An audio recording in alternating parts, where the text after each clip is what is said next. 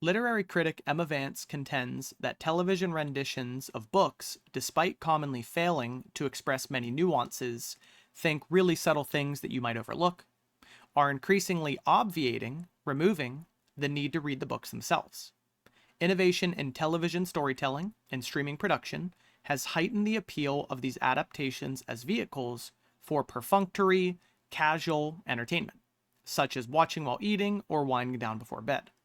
Be that as it may, deeper appreciation, narrative voice, thematic subtlety, etc., often hinges on gradations, ranges of meaning that can be discerned, understood only through direct engagement with the text.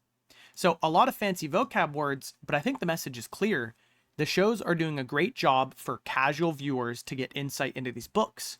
But in terms of how in depth they go, it seems like they might be lacking a little bit, which is normal, of course. So, what does the text most directly suggest about the television renditions of books? I think we just summarized it there. Let's see if we can find it. In A, they have developed impressive stylistic sophistication, sure, but continue to be broadly considered as insufficient for most casual viewing. So they almost had us there. They lack in-depth analysis. They're doing a great job for casual viewing. So not A. In B, they are increasingly welcomed by casual viewers, sure, yet regarded with skepticism by many literary critics. While that could possibly be true, they don't actually mention anything about the literary critics here, so pure inference, no evidence. In C, they're becoming easier to follow but remain inconsistent in how comprehensively they convey different books.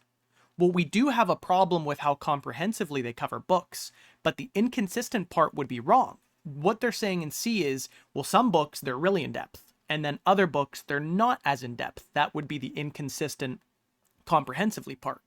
But they're just saying, in general, they don't go in depth enough, not that sometimes they do and sometimes they don't. So C is a really tricky answer, but I think it's not going to fit.